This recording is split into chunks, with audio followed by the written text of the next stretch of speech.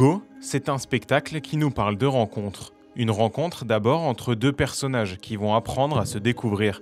Mais c'est surtout une rencontre artistique entre la danse contemporaine et les arts martiaux. Sur le plateau, il y a un des danseurs qui est karatéka, qui a vraiment été karatéka avant de devenir danseur. Et vraiment, j'étais intriguée par justement cette double casquette, à la fois une pratique martiale à très haut niveau, il est toujours dans l'équipe nationale de Finlande en karaté, et en même temps cette casquette de danseur contemporain et comment il arrivait à trouver cette articulation-là.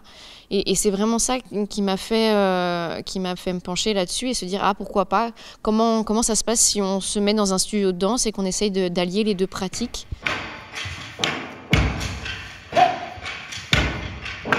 Pendant 35 minutes, les deux danseurs, un Belge et un Finlandais, allient technique martiale et mouvements artistiques pour créer une chorégraphie unique. Ce qu'on arrive à faire dans le spectacle, c'est que ce soit la danse ou le côté plus martial, en fait les deux arrivent bien à s'équilibrer et à rentrer un peu en unisson.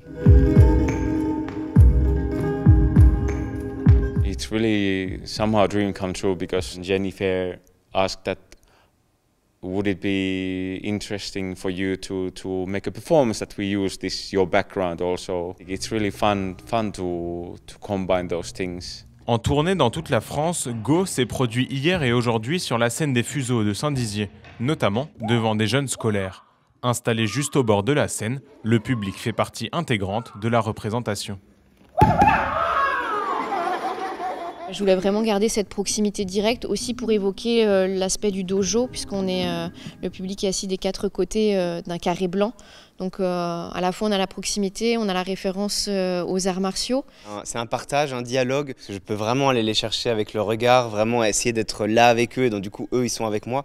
Et ça permet d'avoir un échange entre eux et moi. Donc, je leur donne beaucoup mais du coup ils me rendent en même temps. Et je crois que c'est ça qui me plaît le plus dans le spectacle et là où je prends le plus de plaisir. J'ai beaucoup aimé quand avec les bâtons. Des fois, les bâtons ils passaient juste au-dessus de nous et du coup c'était impressionnant.